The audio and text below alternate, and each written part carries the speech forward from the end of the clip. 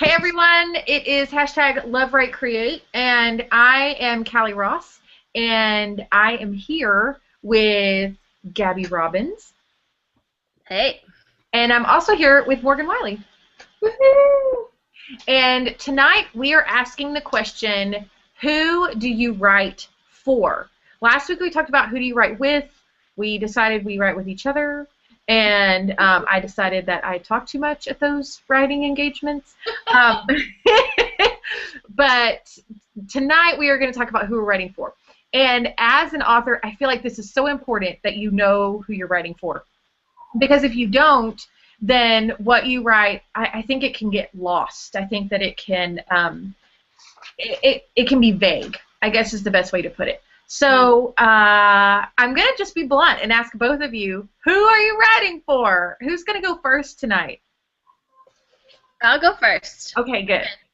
The most important person I'm writing for is me, because that's the whole reason why I started writing. I loved, I was in love with, a ton of books that were out, YA novels, things of that nature. But my big problem was it just wasn't scratching that specific itch. I wanted something fantasy. I wanted something YA. I wanted a little bit of romance. I didn't want a love triangle, not even a little bit.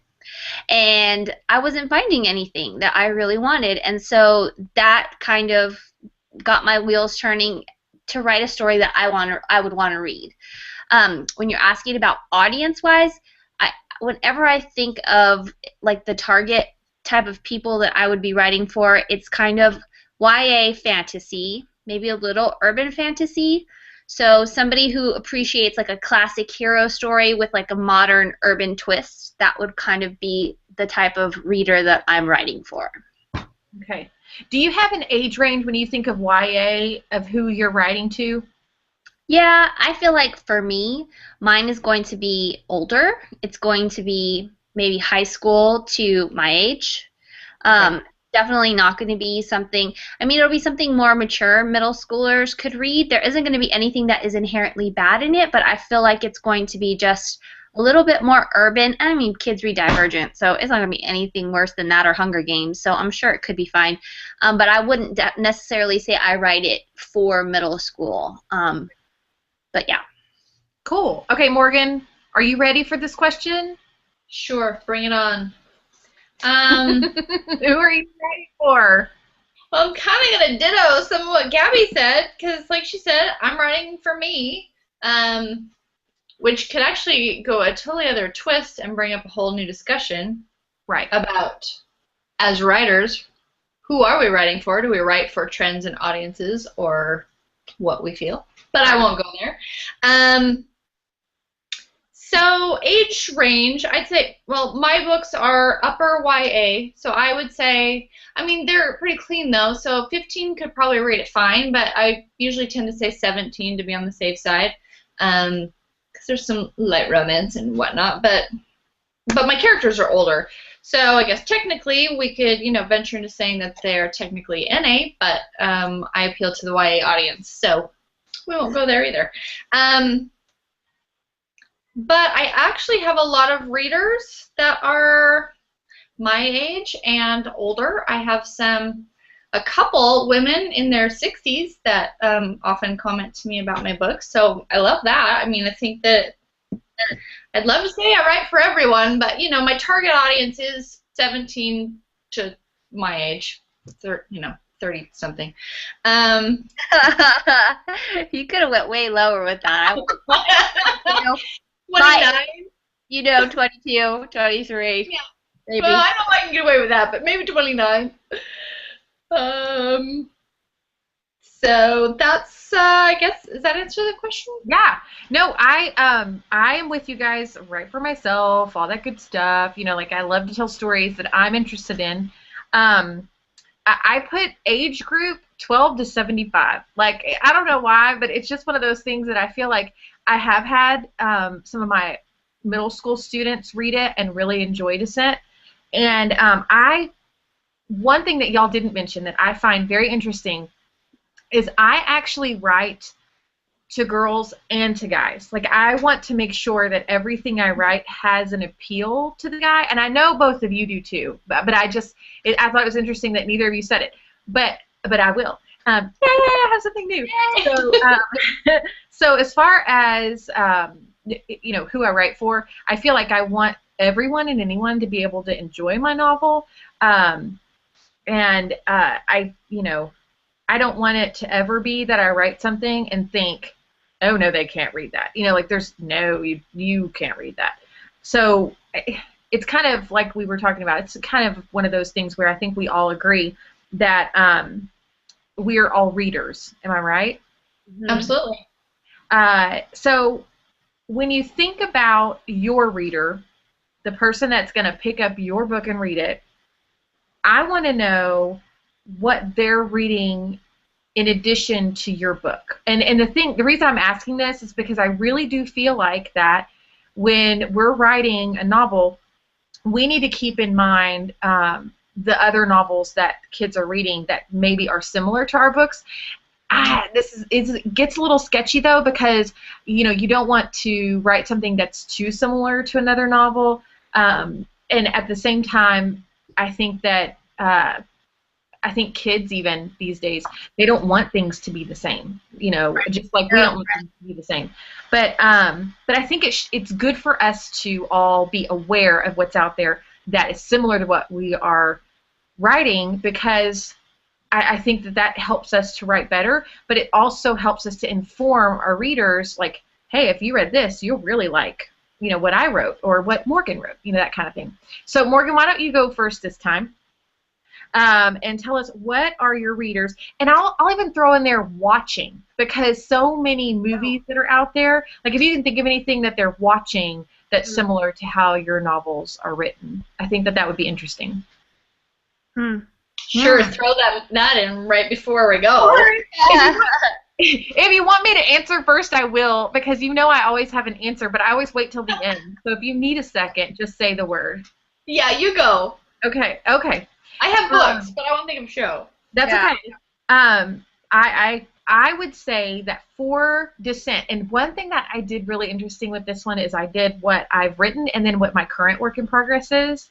So for Descent, I would say readers that are reading any type of Alice in Wonderland, whether it's the traditional or something a little different, or Journey to the Center of the Earth, or any novel that's similar to that. And I've mentioned that before. Like, that's kind of where a lot of the inspiration for Descent came from. That and Goonies, which is the movie. Like if you've ever seen Goonies. And then for my current work in progress, I would say that people that have read Graceling or Poison Study, kind of that's where I'm at right now with what I'm writing.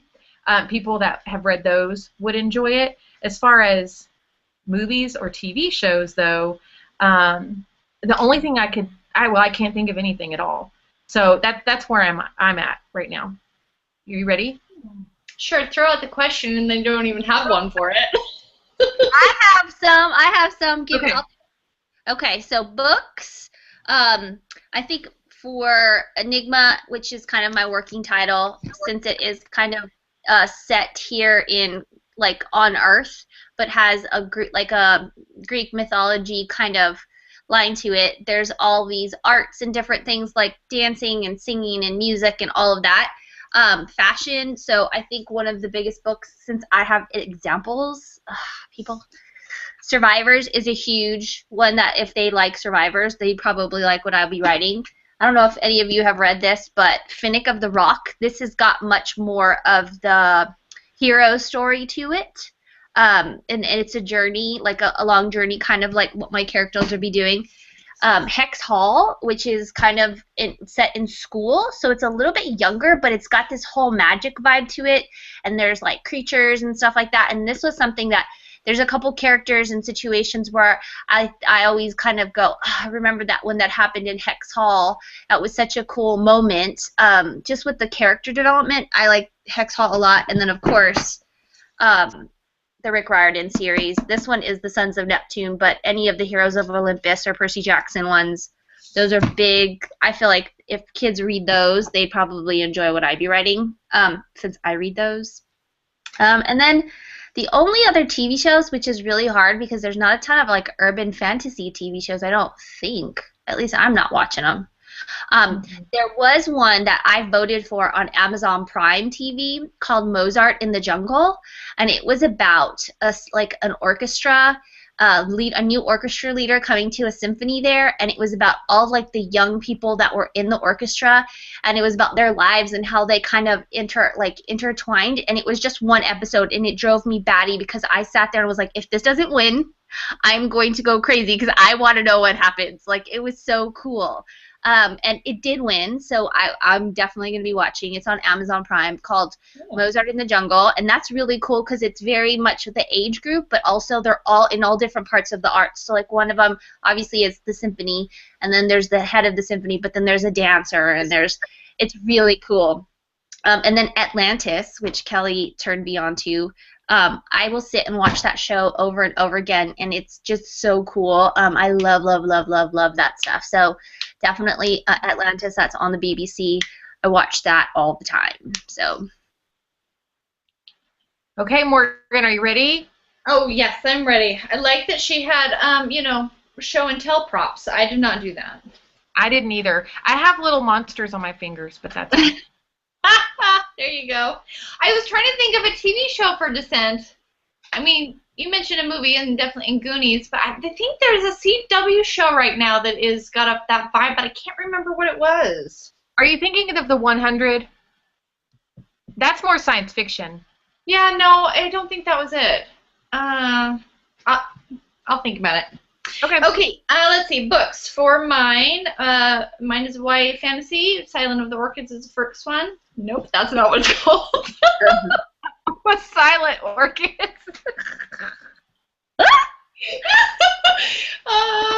Yeah, it's 84 in my house right now, so I'm having a little heat stroke, I think. My Age of Elandria series, first book is Silent Orchids. Sorry. Okay, so I think that it's similar to, or people that have read Julie Kagawa's Iron Face series. Ooh, that's a good one. Mm-hmm. Possibly Melissa Marr's Wicked Lovely series, although hers is a little bit darker than mine, I think. Darker. SM Boyce's Grimoire Saga. Let's see. What else? Quinn Loftus, her Elfin series. My book's got elves and, shifters and fairies, and so any of those kind of things. I know there's some newer ones too, but I haven't read them, so I didn't want to throw them in the category in case they weren't really. What else? Let's see, shows. I don't know if mine really fits into this, but I just love it. So, Once Upon a Time. And I think those that like, and I am not daring to put myself on this level, but those that like The Lord of the Rings, mine has got a similar vibe, but on a younger scale. Right, yeah, totally. Mm-hmm. Also, there's a show, disclaimer, this is an adult show, but Lost Girl, because they have a lot of different races and creatures and things in there. But, yeah, I think that's all I have. That's really good. I think that both of y'all did good. I was just, it's tough. It's one of those things where you don't want to have a whole bunch you can list or say because you want your stuff to be different, But I think it is really interesting to see what's out there that could be categorized as, if you like this, you'll like that. I mean, that's just one thing about writing that a lot of people, they don't realize that once they do publish, it's now almost like a marketing game for that book. So you do want people to know that enjoy one thing that they might enjoy your book too. Right. Okay, so who are you writing for? This is the last question that I have. If you guys have any after this, feel free to throw them out there. But are those books that you listed and those shows that you just talked about, are those the same ones that you're reading, the shows that you're watching? And then maybe in addition, what are you reading and watching right now? If it's not the same. Yes. is the same for the most part. I mean, I read all of those. I've read all the ones that I mentioned and more. However, when I'm writing, I tend to not read a lot of YA fantasy, just so I don't mess with my brain waves. But when I'm writing, then I like to read either paranormal or sometimes just some contemporary romance or something different, something to get my head out of where I've been. But yeah, I'm the same way. Like right now I'm reading paranormal, but I'm writing high fantasy, so I totally get that. yeah. What about you, Gabby? I think most of the time I read the same things when I just don't want, because I feel like sometimes YA and paranormal, you have to really think about things when you're reading it so that you can follow, and I like to kind of be ahead and try to figure out what's going to happen. So when I just want to read, I'll do like a contemporary, like an adult contemporary or something like that. Yeah, I mean, trying to think what else I read. I watch a lot of YouTube, which I don't know if that's good or not, but like YouTube series. So like I read a lot of Pride and Prejudice and Jane Austen and things like that, which seems really odd with what I write, but I love it. And so I read a lot of that, and there are a lot of YouTube webisodes, or I don't know what they call them, but right now I'm watching Emma, which is they did Pride and Prejudice, which was the Lizzie Bennet Diaries, and now they're doing Emma. So I watch that religiously. I love retellings, and I'll say that all the time because I feel like most stories are that way, but because I like Greek mythology a lot, retellings are great, and that is a perfect example of like a modern day retelling. So good. This one was so good, and today I got to see Emma cry when she disappointed Knightley, and they used a line from the book, like directly out of the book, but they meshed it in so well with the current words. Like, I started crying. I was like, oh, God, that was perfect. So, yeah, I watch a lot of that, and my kids have YouTube channels, so I watch a lot of YouTube stuff just to see if they can watch it. So I end up watching a lot of that, which is kind of good. It keeps me in touch with what all the crazy kids are watching right now. So, yeah, I mean, I do watch Mozart in the Jungle and Atlantis, along with like Elementary. I love anything that's, of course, retellings, which is Sherlock Holmes, of course, Sherlock. But yeah, most of the times I do. It's when I want to break, like from deep thought, that I'll do a contemporary or something like that. Well, I find myself reading historical, whether it's like historical paranormal or historical fantasy, whatever. And I like time travel and paranormal when I'm writing because it's not anything like what I'm writing.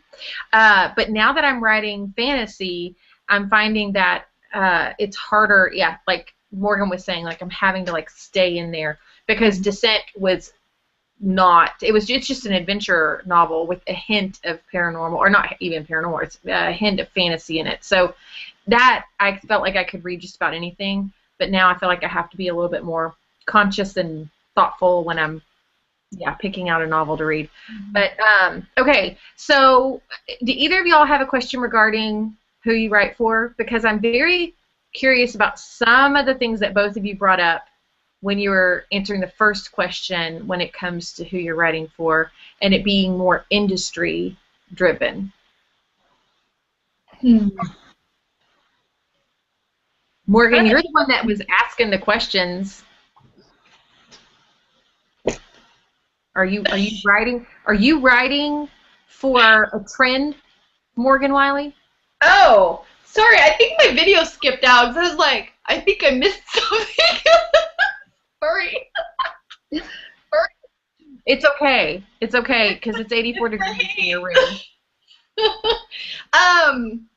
Okay, so no, it's a tough question because I've weighed this a little bit. I think first and foremost, I write for me. I write what inspires me. I write what stories come to me and what I feel excited about, and there's passion there, and it's flowing. So I write that. Now, I know some other people that write for industry and trends and, what's hot right now. Well, great, let's crank one out. And there's nothing wrong with that. I mean, that's fine. It just depends on your goals and what you're, as for yourself, what you've decided you want to do. So I think there's nothing wrong with that, and I think that it's also important to know where the trends are and for marketing so that you can, like you said, know what else is out there and know how to properly market your book. But as far as me, I write what I love, and I feel like if the readers can feel that passion in the story coming out of the story, then there will be a place for it. So I don't know. That's maybe a roundabout way to answer that, but I'll give my 2 cents on that. I feel like Okay. Ultimately, I think everybody has to write for whatever reasons they feel like they have to write. As far as I'm concerned, I'll write what inspires me and what I really want to read. But I will pay attention to the trends simply because I want to know what my plan is. Because like right now, dystopian has been big for the last couple of years. But I've been reading a ton of comments from agents saying they don't want dystopians. Don't send them dystopians because they're done. Like they have a couple still, waiting to come out. They're looking for something else. So if I were writing a dystopian, which I wouldn't be doing, you would have to make a big decision. Do you submit and just think if my story is strong enough, they're gonna want this dystopian, or do I start making a plan to self-publish? And how do I get that out? And how do I market that? Because I feel like if it's a story that's inside of you, if you feel like you can write it and sit on it until that trend comes back, or until you feel like it's the right time, great. But if you feel like you want to get the story out, you're going to have a plan. Because if the trend is, as far as publishing traditionally, is not there anymore, then you're going to have to do it on your own, and you're going to have to figure out a way to get people to see it. I don't necessarily think I could write for a trend. I don't think I could crank something out that way. This is hot, write it, unless it was a story I already had, churning in my head. So as far as people doing that, I think that takes a really strong talent to just be able to say, okay, write this. But that's definitely, I don't foresee that I'll be able to do anything like that. But I think it's important to watch the trends. I think it's very important to watch.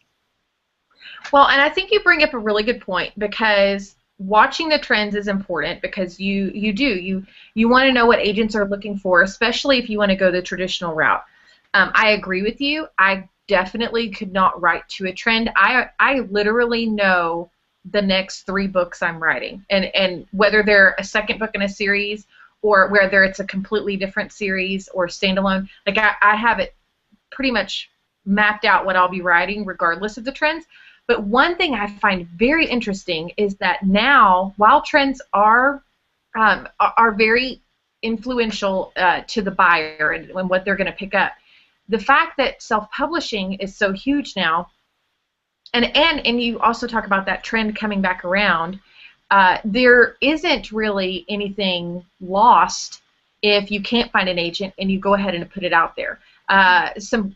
Some examples, not of self-published novels, but novels maybe that weren't as popular and now are huge, would be like the Vampire Diaries. Those came out when I was in high school. Like, those first came out when I was in middle school and high school, and now they're a TV show that is like on season 1 million. I mean, it's like they're never going to be done with those things.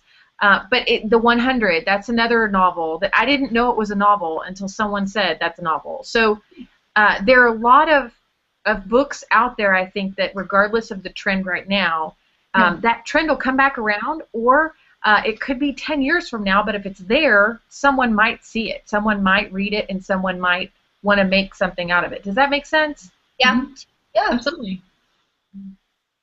I think when it comes to writing to trends, I think that there are some people that are good at it, though. I mean, I can't fault them for that. I just personally If you think would about probably run crap. CC Hunter, when they came to her and said, "This is a huge trend, YA paranormal. We think you can write it," and she did that series, which we've all read and loved. Mm-hmm. I feel like that's a huge deal. Not only to write one book, but to write multiple books in a series and then a spin-off. So yeah, I feel like there's some people that are uber talented that can do that. I just don't think that I would be able to do something like that. But yeah, kudos. Yeah, and I would never go so far as to say never. I would never do that, because never say never. I mean, it's one of those things. The minute that you say, well, maybe I should say it. Yeah, say it. Maybe right? I will never write. I'll never. You know what? It would be contemporary romance. That would be the thing that would probably like throw me off. And some kid someday is going to be like, "Hey, you're so great. You're so great contemporary romance." I'm going to go. No, you just don't know. You don't. I say be ready for anything. I'll try, but when I'm ready for anything, I get so busy I don't write at all. Like, right? So true. Okay, Morgan, was there another one? There was another one you thought of, a question about who you were writing for at the beginning, and I can't hit rewind now. I don't remember. Well, we were talking about who you're writing for. I think we've covered a lot. I wouldn't say all of the bases, but a lot of the bases. I think that along with the trends, like Gaby mentioned, you can write to and for an agent. I think a lot of writers might do that if they specifically want an agent that that maybe represents a certain genre. But I can't think of really anything else. And hopefully most authors are writing for themselves, the story that is closest to their heart. But I think there are people out there that it's definitely that they're writing for maybe a dollar amount. Does that sound bad? Or they're writing for someone else's idea, you know, that kind of thing, for the paycheck. Well, I don't think. I mean, if that's their goal, then hey, more power to them. Yeah, I'm not saying it's wrong, but I'm trying to think if there's anybody else or anything else that someone writes for. The fans. If you have fans that ask you to take your story a certain way, perhaps. Yes. Or do novellas or write about another character, like CC Hunter is writing now another series, like a spin-off based on. It's kind of like the originals, which is the Vampire Diaries, and now is the originals. So that's what this is. This is the spin-off. Uh-oh. I don't want to hear anything. I'm on book 4. La la la. Oh, okay. Well, ladies, anything else you want to add? I guess off topic, did we want to talk about our calendar homework? Yes! How did you actually did it? Yeah, if you want to show it to me, show it to me. I have the calendar, but I haven't written anything on it. Oh, okay. Okay, I just need to tell you how cool this is, because I did not know these existed. But I was at Target the other day, and I was looking for, you know, a new writing calendar, because I didn't like the one I had before. Put your monster down. This is a July 2014 through June 2015 calendar. Yeah.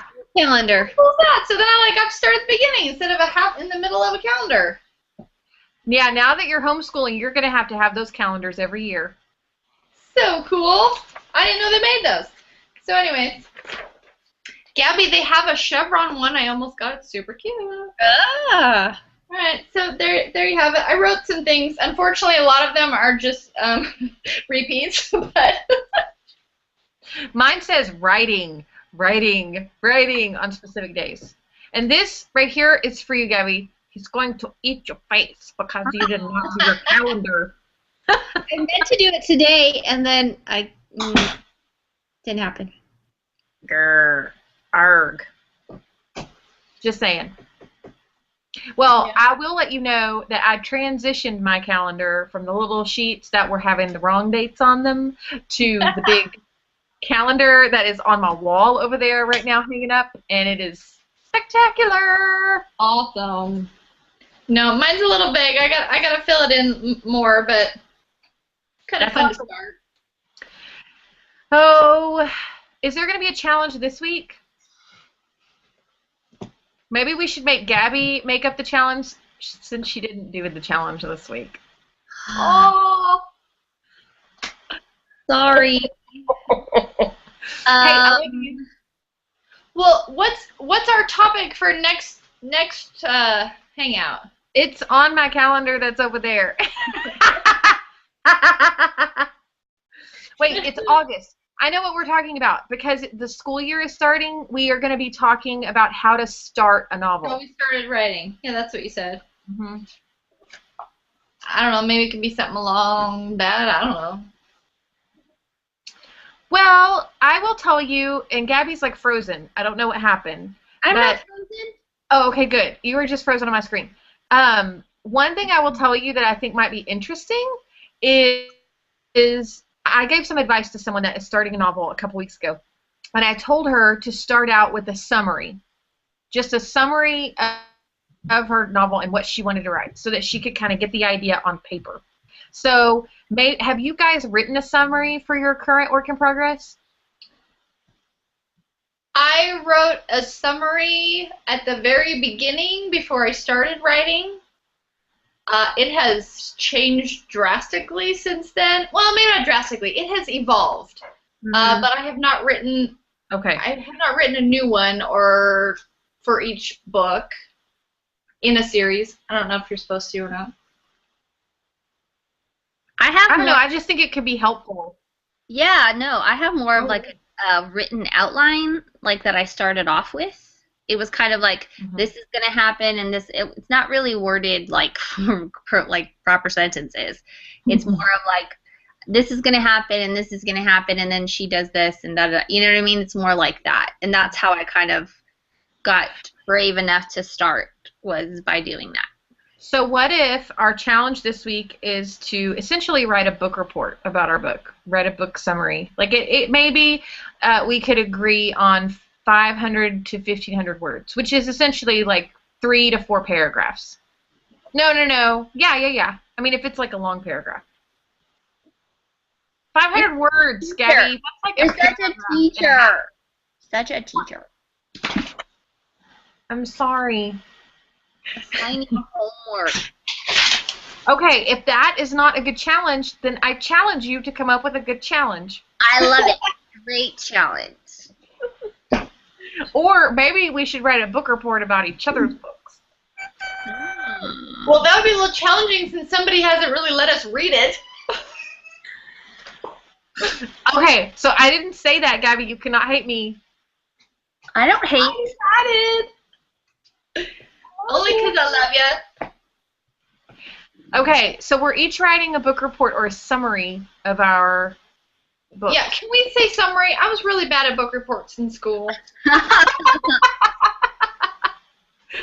Well, because I teach classics, I always let my students do a book review instead of a book report, because then they can have their opinion in the conclusion paragraph, and they are always like, I hated this book, it was awful, I did not understand it. Let them vent a little bit at the end of the report. So, anyway. Well, okay, then challenge accepted. How about you guys? Can you do it? Absolutely. Sure. Okay, so are you going to say challenge accepted? I think this should be a thing. Oh, challenge accepted. Challenge accepted. Okay, so wait, it's 500 to 1,500 word summary. Is that what we decided on? Yeah, I think that would be good. That's a big leeway in there. Yeah. Well, some of us have a lot going on. No, yeah, it's true. Yeah. I just agreed to babysit over the weekend.